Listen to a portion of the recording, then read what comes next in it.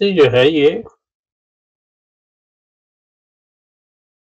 اردو میں یا فارسی میں اس کی یعنی اصطلاح بالکل واضح ہے، کیونکہ انگریزی میں نیشنلزم، تو اس میں وہ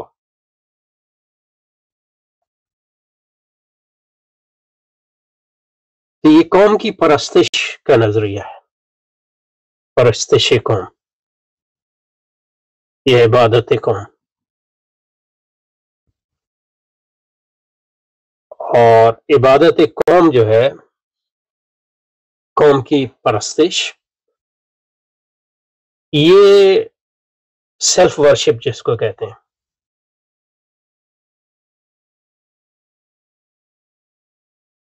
اسی کا ایک اظہار ہے، یعنی سیلف ورشپ کو اردو میں کہیں گے نفس پرستی، یعنی خدا کے بجائے اپنے نفس کو کی پرستش۔ قرآن پاک میں فرمایا افرأیت من اتخذ الہہ ہواہ، کیا تم نے ایسے شخص کو نہیں دیکھا جس نے اپنی خواہشات نفسانی کو یعنی اپنے نفس کو اپنا خدا بنا لیا، اپنا الہ بنا لیا۔ وَنَفْسٍ وَمَا سَوَّاهَا فَأَلْهَمَهَا فُجُورَهَا وَتَقْوَاهَا قَدْ أَفْلَحَ مَنْ زَكَّاهَا وَقَدْ خَابَ مَنْ دَسَّاهَا إِلَى آخر۔ تو نفس پرستی جو ہے یہی جدیدیت کی بنیاد ہے،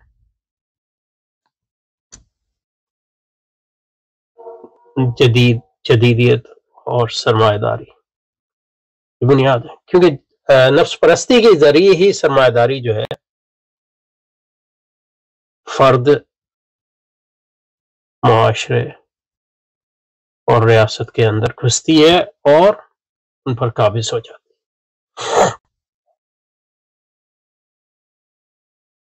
تو جدیدیت جو ہے وہ نفس پرستی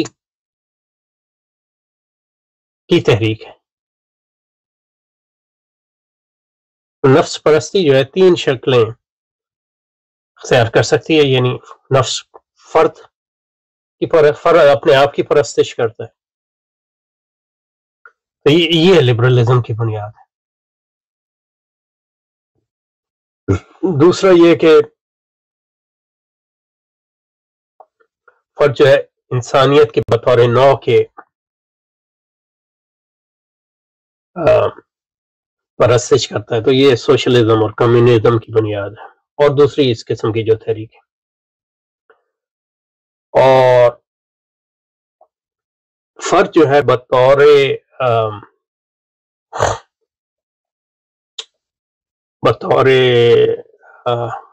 اپنے گروہ کی پرستش کرتا ہے، تو قوم پرستی اس کی ایک اہم ترین شکل ہے۔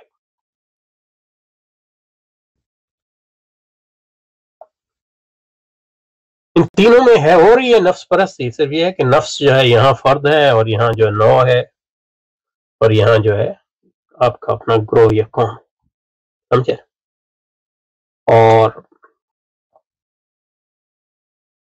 اور اس کا عمومی نام جو ہے ہیومنزم ہے، انسان پرستی۔ تو یہ ساری یعنی لبرلزم، سوشلزم، قوم پرستی، یہ تینوں جو ہیں انسان پرستی کی اشکال ہیں، اور جیسا کہ ہم نے کہا انسان پر یہ سب جو ہے نفس پرستی کا اظہار ہے مختلف طریقے سے، اور نفس پرستی جو ہے وہ سرمایہ داری کی بنیاد ہے۔ اس لیے جب بھی آپ اس لیے جو اصل تہذیب بنی یا جاہلیت بنی وہ مغرب تہذیب، وہ سرمایہ داران تہذیب۔ تو جب آپ اپنی پرستش کرتے ہیں تو جو چیز آپ پہ غالب آتی ہے وہ خواہشات ہیں، اور خواہشات کی حکمرانی کا نام ہی سرمایہ داری۔ اس لیے قوم پرستی بھی ایک خالص سرمایہ دارانہ تحریک، اور یہ سرمایہ داری سے پہلے اس کا کوئی وجود نہیں تھا، سرمایہ داری کے بعد بھی اس کا کوئی وجود نہیں ہوگا، یعنی موجودہ معنی۔ اور ہمارے ہاں جو سرمایہ داری آئی وہ استعمار کے ذریعے آئی، اور قوم پرستی بھی استعمار کے ذریعے آئی۔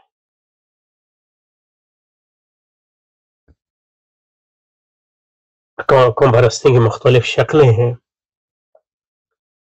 اور جب آپ مطلب اس کی ایک شکل جو ہے ہندو قوم پرستی ہے، جب ہندو مذہب کو جو ہے قوم کی پرستش کا اظہار بنایا جائے۔ اس مسلم قوم پرستی یہ ہے کہ اسلام کو قوم پرستی کے فروغ کا، تو اسلام بطور ایک اسلام کو آپ کیوں مانتے ہیں؟ اس لیے نہیں مانتے کہ وہ حق ہے اور دین ہے، بلکہ اس لیے مانتے ہیں اسلام کو جزوی طور پہ کہ وہ آپ کے قوم کی ثقافت کا حصہ ہے، اور آپ پھر اسلام کو ری ڈیفائن کرتے ہیں، اس کی ایک تعبیر نو کرتے ہیں قوم کے طور پہ، دین کے اور حق کے طور پہ نہیں، قوم کے طور پہ، اور اسلام کے مفادات کا بھی ری ڈیفینیشن کرتے ہیں، تعریف نو کرتے ہیں۔ اسلام کا مقصد یہ نہیں ہے کہ زیادہ زیادہ لوگ اللہ کے دین میں داخل ہوں، بلکہ اسلام کا مقصد یہ ہے کہ مسلم قوم کے مادی مفادات کا تحفظ کیا جائے۔ بہرحال اس پہ تفصیلی بات ہوگی۔ تو کہنے کا مقصد یہ ہے کہ قوم پرستی جو ہے، پہلی بات تو یہ ہے کہ ایک قوم پرستی انسان پرستی کا ایک جزو ہے۔ دوسرا یہ کہ ایک اظہار ہے، دوسرا یہ کہ سرمایہ داری اور استعمار سے اس کا یہ تعلق جو ہے یہ واضح کرنا ضروری ہے۔ اس لیے جب بھی آپ قوم پرستی کی تحریکیں جو ہیں استعمار سے کبھی لڑ نہیں سکتی، یعنی یہ اس قسم کی لڑائی تو کر سکتے ہیں، مطلب یہ کہ ہماری قوم کے مفادات کا تحفظ کرو وغیرہ، لیکن استعمار سے جنگ اور استعمار سے اوپر اٹھنے کا ان کے پاس کوئی وہ نہیں ہے، کیونکہ استعمار ہی کے ذریعے آئی، اور استعمار جو ہے سرمایہ داری کا حصہ ہے۔ تو اگر یہ قوم پرستی بھی سرمایہ داری ہے تو یہ سرمایہ داری سے اوپر کیسے اٹھ سکتی؟ اس لیے دیکھیں نا، پاکستان ہندوستان دونوں نے لڑائی لڑی، لیکن امریکہ کے سامنے دونوں جھک گئے، کیونکہ دونوں مطلب ہندو قوم پرستی بھی اور پاکستانی قوم پرستی بھی استعماری نظام کا حصہ ہیں، اور آپس میں تو لڑ سکتے ہیں کیونکہ وہ ایک اس کی الگ قوم ہے، اس کی الگ قوم ہے، لیکن سرمایہ داری سے نہیں لڑ سکتے کہ وہ دونوں کا باپ ہے یا ماں ہے، جو بھی سمجھا۔ اور قوم پرستی کا دوسری انسان پرستی کی تحریکوں سے تعلق ہے تو لبرلزم کے ساتھ بھی ملتی ہے، تو لبرل قوم پرستی، سوشلزم کے ساتھ بھی ملتی ہے تو سوشل قوم پرستی۔ لیکن جو اس میں اہم بات سمجھنے کی ہے کہ قوم پرستی جو ہے سب سے زیادہ مؤثر ذریعہ ہے، جس کے ذریعے جو ہے مغربی تہذیب معاشروں میں گھستی ہے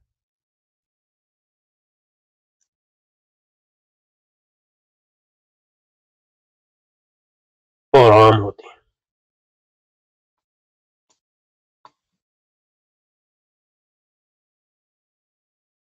اور یہ صرف ہمارے یہاں نہیں بلکہ یورپ اور مغرب میں بھی یہی ہوا، پہلے قوم پرستی کے ذریعے انہوں نے گھسیڑنے کی کوشش کی، اور مذہب کو استعمال ہوتا ہے ہمیشہ قوم پرستی کے فروغ کے لیے، جیسے پروٹیسٹنٹزم جو ہے وہ ایک قوم پرستانہ عیسائی تحریک، قوم پرستانہ، کیونکہ وہ کیتھولک عیسائیت کی عالمگیریت کے خلاف تھی۔ پروٹیسٹنٹ تحریک تو ایک لحاظ سے مذہبی تحریک تھی، لیکن قوم پرستانہ تحریک بھی تھی، اور قوم پرستی کی احیاء کی بہت اور اس کے فروغ کی بہت بڑی بنیاد بنی یورپ۔ تو بڑی بڑی جو 19ویں صدی میں 19ویں صدی سے پہلے 18ویں 17ویں صدی میں جو یعنی جو قوم پرست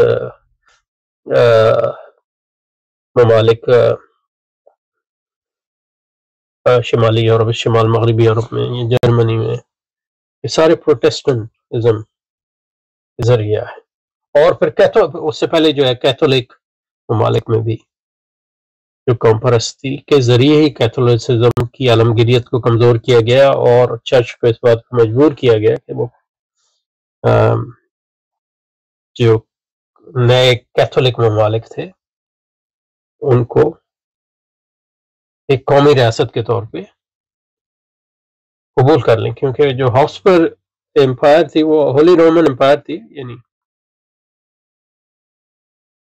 وہ عیسائیت کی عالمگیریت کی بنیاد پہ قائم تھی، وہ کوئی قوم پرستانہ ریاست نہیں تھی۔ تو اس سے آہستہ آہستہ جو ہے قومیں دیگر نکلنے لگی اور مستقل قوم اختیار قومی ریاستیں تعمیر کرنے لگی، اور کیتھولک چرچ جو ہے اس پہ مجبور ہو گیا کہ ان کو جواز فراہم کرے۔ تو قوم پرستی ایک بڑا مؤثر ہتھیار ہے، اور ہتھیار مؤثر اس لیے ہے کہ گو کہ یہ ایک نئی تحریک ہے، لیکن یہ انسانی نفس کی کمزوریاں جو ہمیشہ سے موجود ہیں ان کو استعمال کرتی ہے، لبرلزم بھی، سوشلزم بھی، اور قوم پرستی بھی۔ لیکن قوم پرستی جس چیز کو استعمال کرتی ہے وہ ایک ہے نفرت، دوسروں سے نفرت، دوسری قوم سے نفرت، یعنی ہندو سے نفرت کے بغیر پاکستانی قوم پرستی کا کوئی وجود نہیں۔ مسلمانوں سے نفرت کے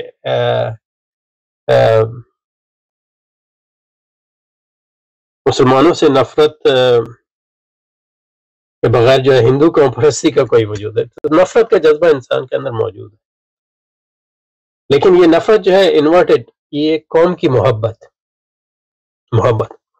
بھی انسان کا حصہ ہے۔ انسان محبت کرتا ہے اپنے والدین سے، اپنے اقربا سے، وہ ایک اچھی چیز ہے، لیکن ظلم یہی ہے نا کہ اچھی چیزوں کو مس کرتے ہیں۔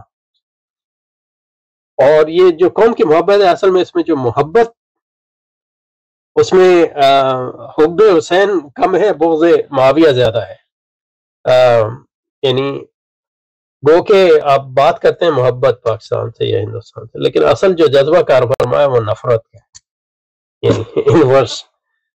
یہ مطلب یہ ہمارے انفارچونیٹلی ہمارے شیعہ بھائیوں میں بھی ہے کہ اصل میں مطلب بات تو امام علی اور امام حسین کی محبت کی کرتے ہیں، لیکن اصل جو جذبہ ہے وہ بغض معاویہ ہے، یعنی دوسروں کا بغض، جن کو وہ سمجھتے ہیں کہ اہل بیت علیہ السلام کے دشمن ہیں، نعوذ باللہ۔ تو ان کو باز آنا چاہیے اس سے۔ تو کہنے کا مقصد یہ ہے کہ قوم پرستی کی جو بنیاد ہے وہ قوم کے بظاہر محبت ہے قوم کی، لیکن اس میں اصل جو جذبہ کار فرما ہے وہ نفرت کا ہے۔ وہ نفرت کا جذبہ جو انسان کے اندر موجود ہے محبت کی طرف، تو اس کو ایکسپلائٹ کرتی ہے۔ اور دوسری چیز ہے اس سے بھی بڑا خوف، دوسرے کا خوف، تو ہندو کا خوف، اس کے بغیر مسلم قوم پرستی یا پاکستانی قوم پرستی نہیں چل سکتی۔